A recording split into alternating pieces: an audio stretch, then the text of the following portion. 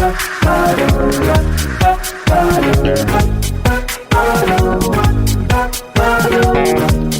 this is Carrie from Wrap Your Head Around Silks. This is the Expecting Ariels podcast, now with the Digit Network. Thanks so much for tuning in. I cannot believe this, but this is season 5. So thanks to you. This is a thriving podcast, reaching the corners of the world, all the women out there, and I'm so excited and proud to be with you.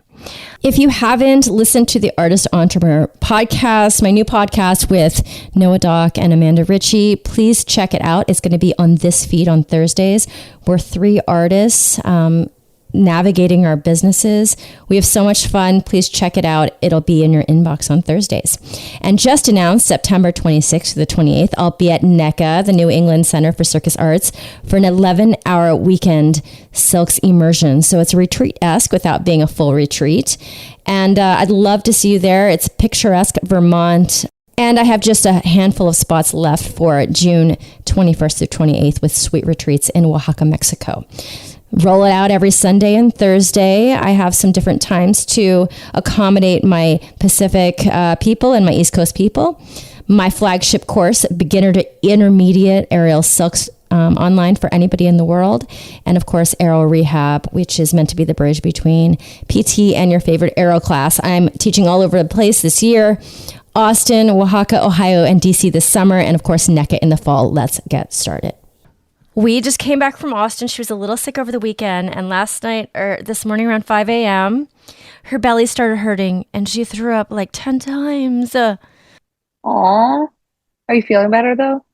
I don't think she has a stomach bug. I think she just had something in her body that wasn't really agreeing with her. That was in me.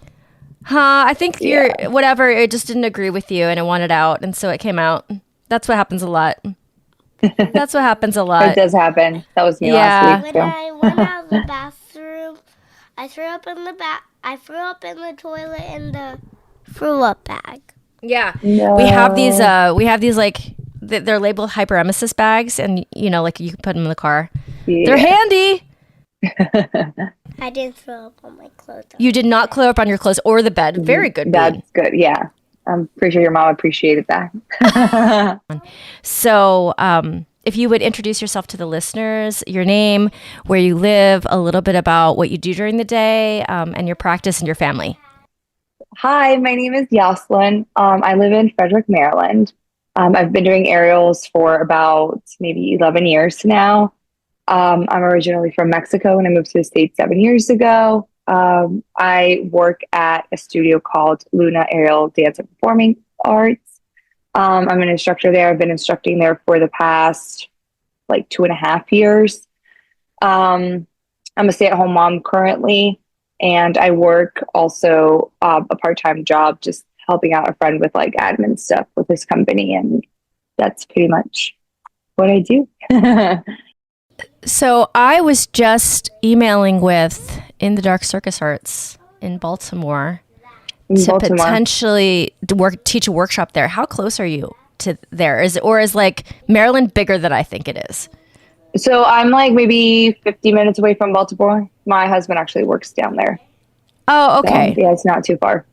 Not too far. But I'm glad you have a home studio there, because a lot of times people are driving an hour, 2 hours to get to the studio that they're at. Yeah, I am so lucky. I'm literally like 10 minutes away. It was kind of, when I moved here, I was like, I really want to do aerials. And then I just started researching and everything. And I found the studio. And so I started as a student.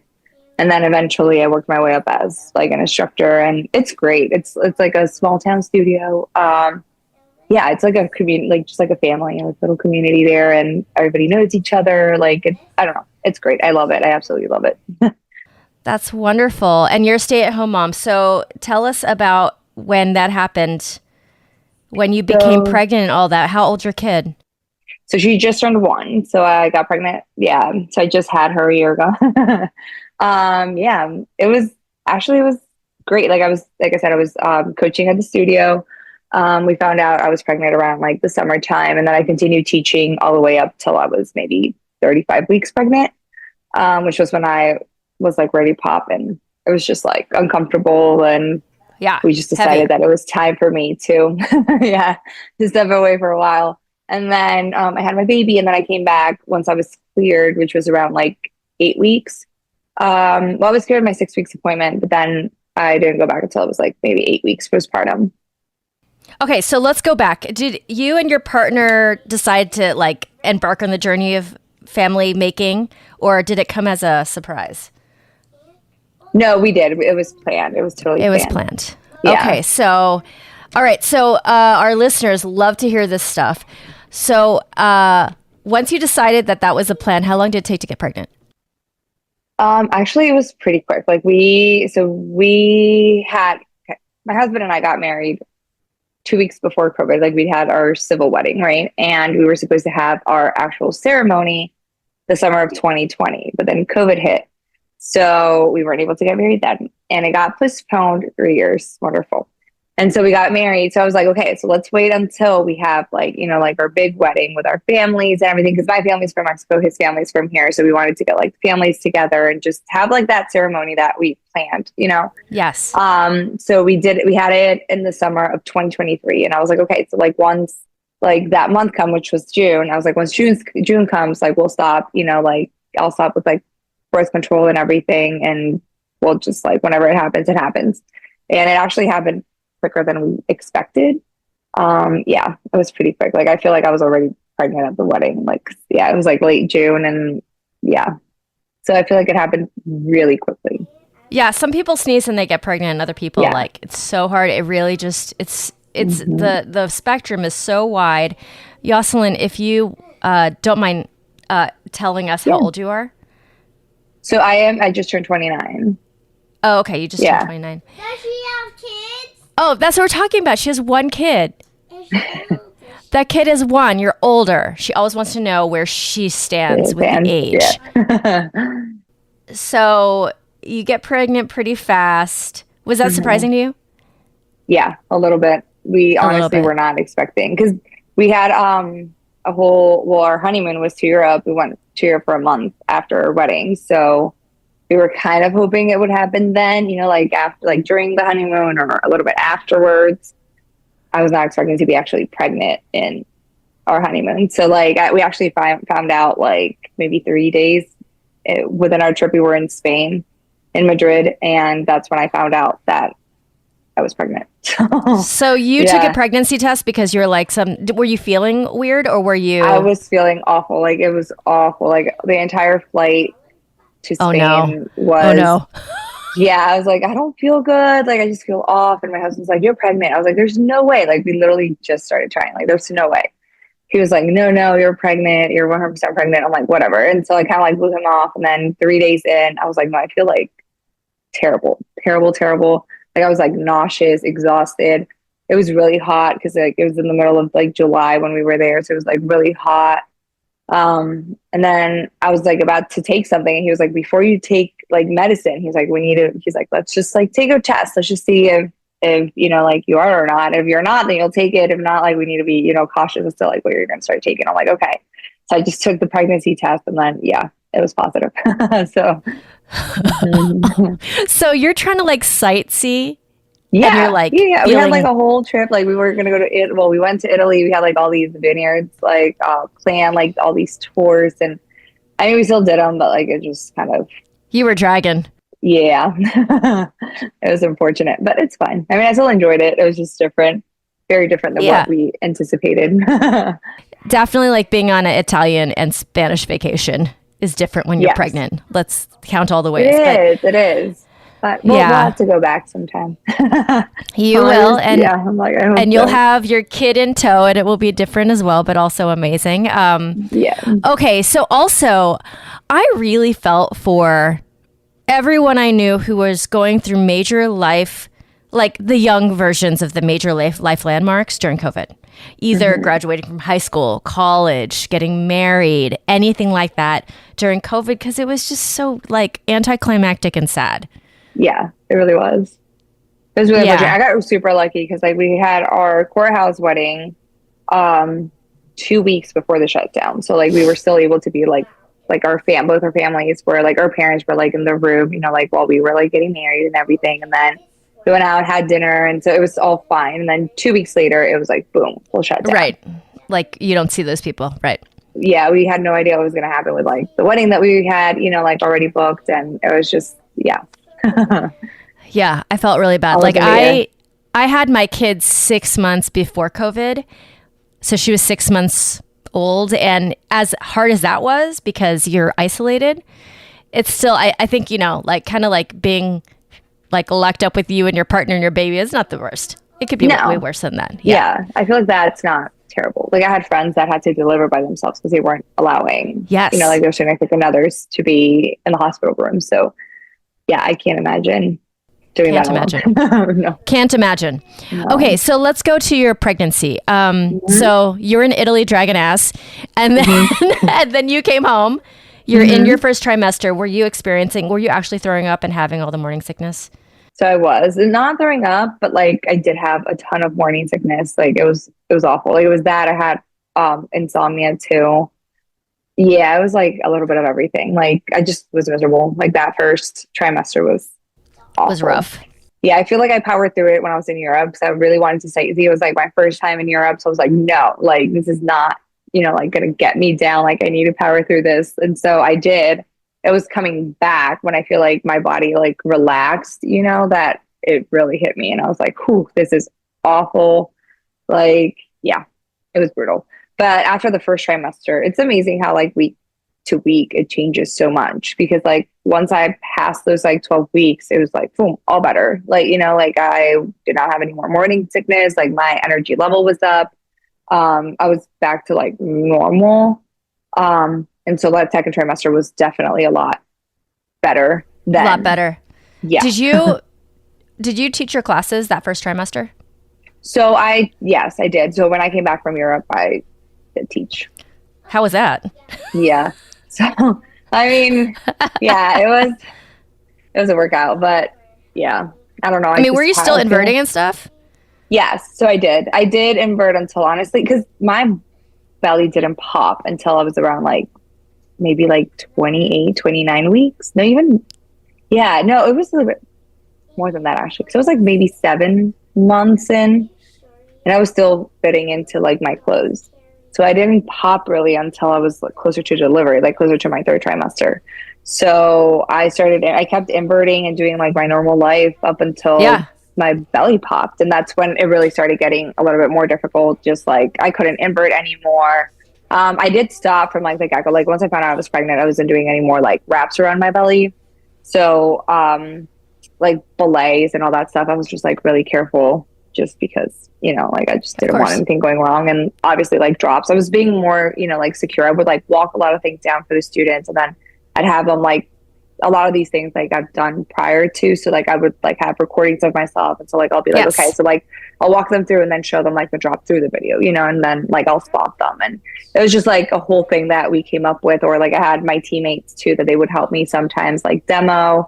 Eventually, like I said, the studio owner is phenomenal. And it got to the point where when I popped, I really couldn't go up, like she was like, you're, like grounded. Now you have to be on the ground. Like you can't touch the silks, like you have to teach from the ground.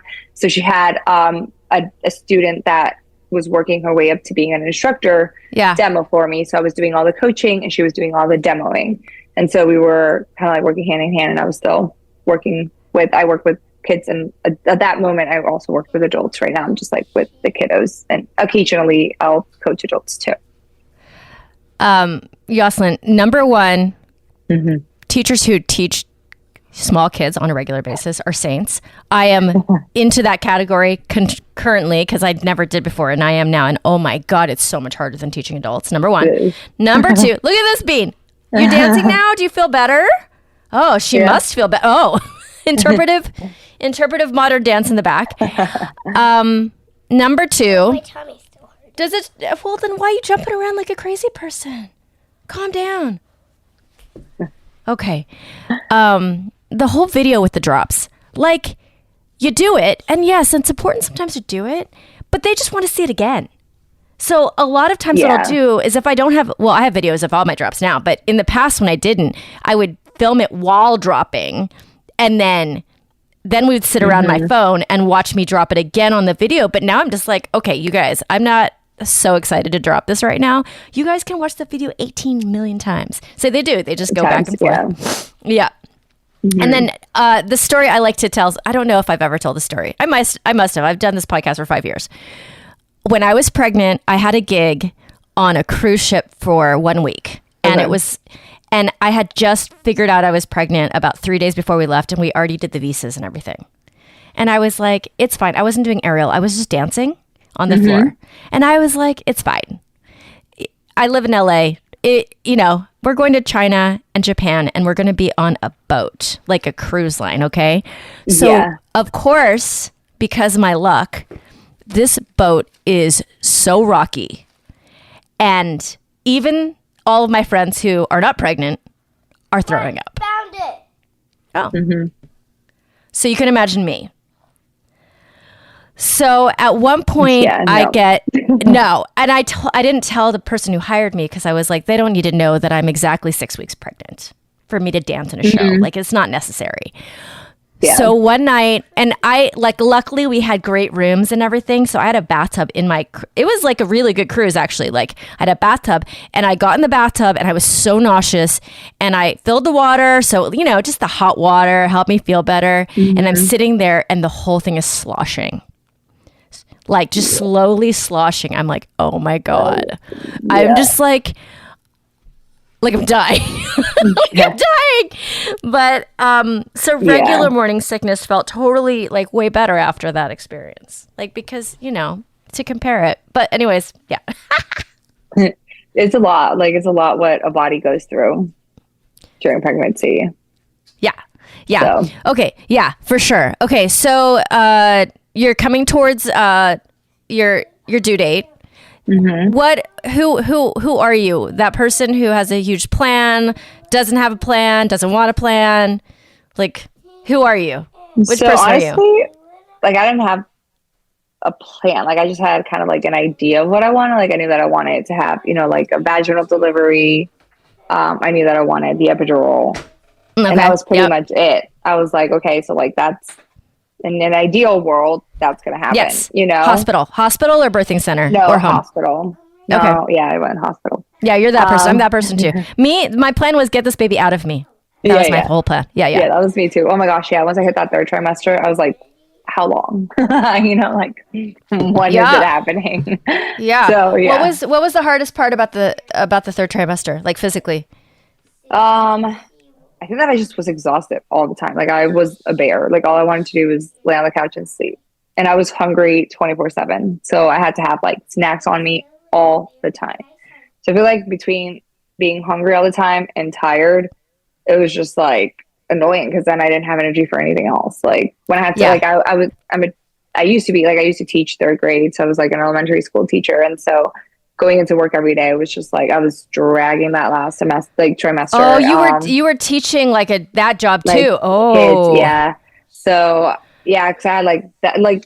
Aerials is my hobby. I mean, right now it's more of my everyday day-to-day job. But back then it was just I would just have my day job, which was teaching, and then at night I would go to the studio, train myself, coach, and come home.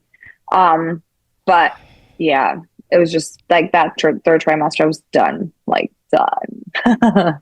And she actually made it to her due date. She's a due date baby. So yeah. On your due date?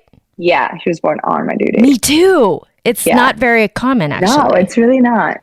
Everybody's oh no, you're either going to be before or go way past her due date. I was like, okay. She was right on time. Right on time. Okay, I love it. So I can't believe you're teaching third grade and pregnant. Although, what is really hard, I can imagine, and I won't experience this, is being pregnant and having to take care of a child at home. Of a kid, yeah. Yeah. Which many people do. Many people. I have a new friend here in San Antonio. I met her at the park. She's pregnant and she has 3 little girls. And she homeschools them. Wow. I'm are you a saint? Homeschool. Do you have sainthood already coming at you? Because I don't know what... Yeah. Okay, I'm not talking about your friends. Chill out. Oh my God.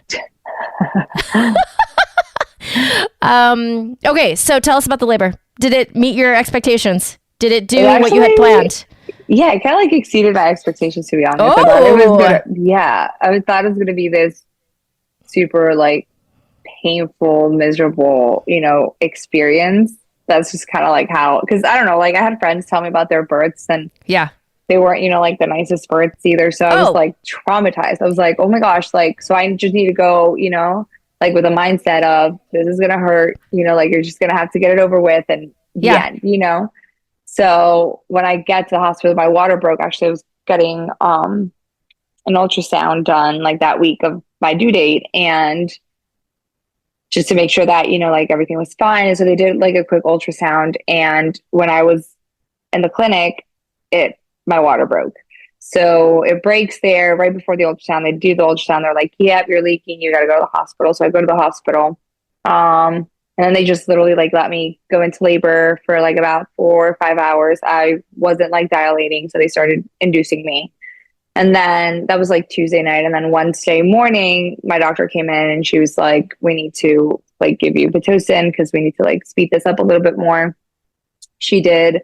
And then what was it? Like, I think they gave me Pitocin around like 11 a.m. My daughter was born at 4 p.m. But like at 11, I got my epidural around like noon because I went from like 0 contractions to like a ton of contractions, and just like really painful, really quick. So I was like, this is awful. They gave me the epidural, and once they gave me the epidural, it was like super easy. Like I slept. When I woke up, my OB was like, yep, you're ready to push.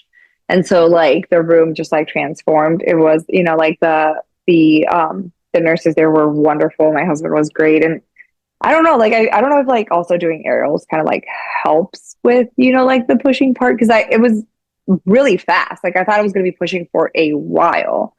And I was like, I feel like it took them longer to like prep the room than the baby was already here. So yeah, God. it was like maybe 15, 20 minutes that I pushed and that was it. So like I said, it did exceed my expectations and like a lot of things, like I wasn't in pain. I actually enjoyed my delivery. Like it was really relaxing. Oh my God. It exceeds expectations. I just watched Harry Potter yesterday too. So that's my brain. You exceed expectations and you are in... You're in the 10% of this podcast that have a good experience. 90% of the stories are not great. So I love to have sprinkle these in to give people hope. Mm-hmm. Yeah, there is. Yeah, there is hope for sure. There is hope. Some people end up having a good experience. And then, okay, so, oh my God, little baby, squishy baby is out. And 4th trimester. Did you experience any challenges, either breastfeeding or sleeping or? So I did. So breastfeeding was a real challenge for me. Like that just, like it was like nursing was just really, really hard. I don't know if I had a breast reduction done in 2021. And so I don't know if like my production was like my supply was fine. So I don't know if it's more just like the sensitivity of like the nipple that was like really bothering me. So I feel like that was the biggest thing, like the breastfeeding. So it's like painful, like to breast. It was like painful, but so it was like painful, but like it was painful in a way like it wouldn't go away. Like how like there's I don't know, like at least for my friends, they're like it like after a little bit, like of them like sucking, like it goes away.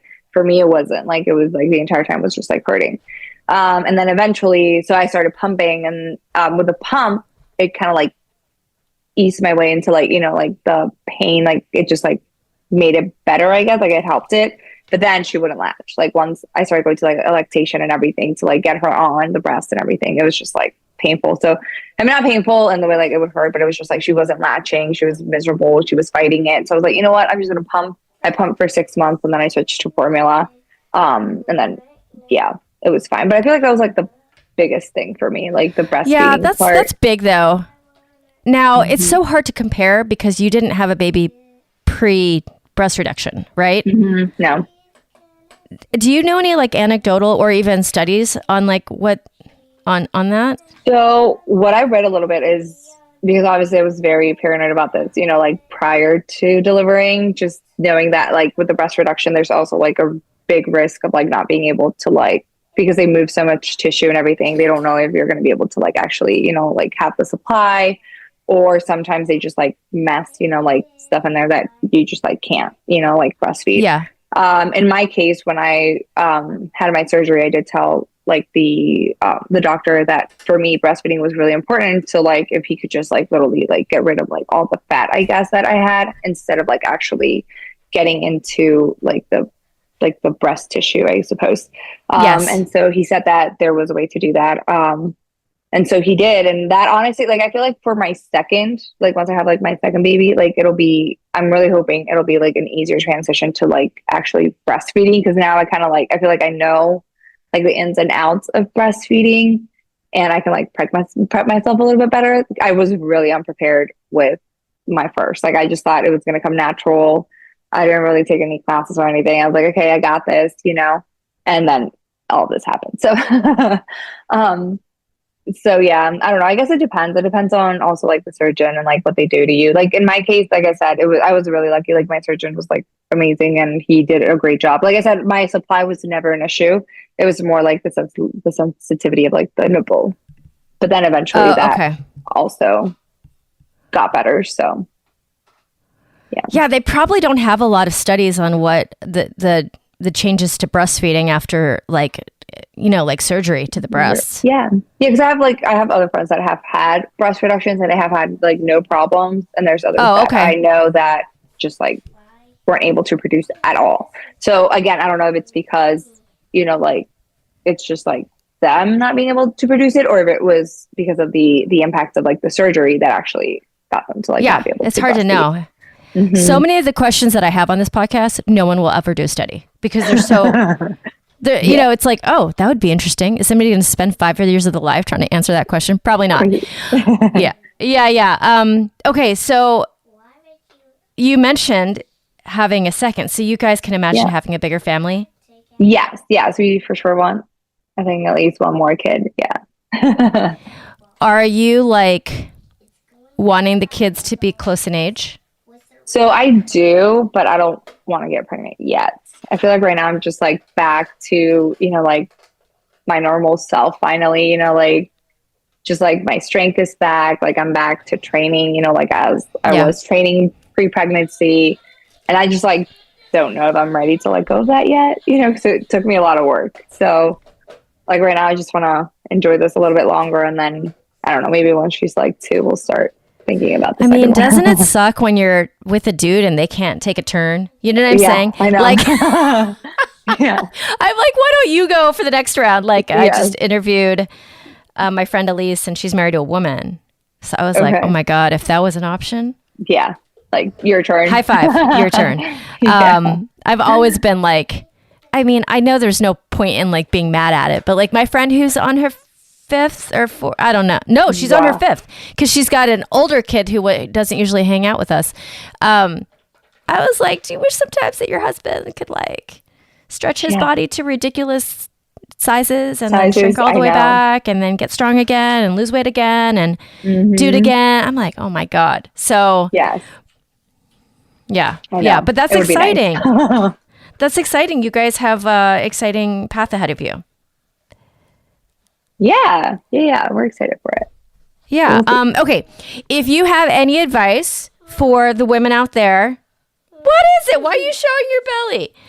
Any advice for women out there trying to, balance motherhood and Ariel or any of it, anything that we just talked about? If you have any advice for people, I guess my advice would be just like really prioritize yourself. Like I know it's really hard to get lost in this like motherhood journey because you do get lost. Like, like it's like this little human being that requires all your attention and literally cannot survive without you. So I feel like my biggest advice would be just like prioritize your time. Like in my case, I ended up like joining a gym that has a daycare, right? So like every single day, like I have that commitment of like, okay, at least for an hour, I'm going to go work out and my daughter's going to stay in the gym daycare. And then, like after that, my day can start. But like, for me, it was that because I was getting lost in, even though I still had, like the training at the studio and I was still coaching.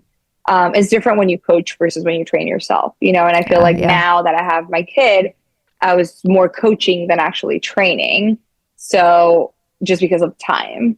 And so like, it was just kind of like juggling, my schedule with my husband's schedule and tag teaming it. I feel like that's also important. Like if you have a partner, tag team it, because that's the only way, honestly, to do it. And that's what's worked for us, like, well, he works during the day, I'm like with my baby during the day, and then he'll come home and it's like literally like tagger it, and then I like either go to the studio or like go work out or whatever it is. And that's just kind of like how we've managed it. But yeah, it's super important to like also take care of yourself, because if you're not okay, your baby's not going to be okay. So yeah, good reminder to all of us as my kid is on top of me. Yeah.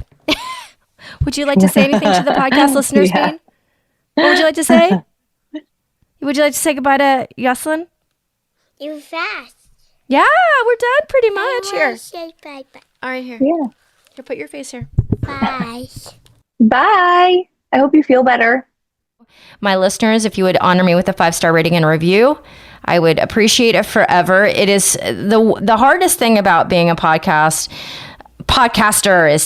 is to get your podcast out to the people who want to listen. So the best way to do that is to have a good star rating and just ride that algorithm. So I really appreciate if you guys would just open the Apple app and leave me a review. It makes such a difference. I appreciate you. I also have Greener Grass with Digitent Podcasts with my friend Kelly McVeigh. If you want to hear my voice twice a week, it's there for you. It's light, it's heartfelt, and we bring on some really amazing guests. All right, my friends, over and out. This is Carrie from Wrap Your Head Around Silks. This is The Expecting Aerialist.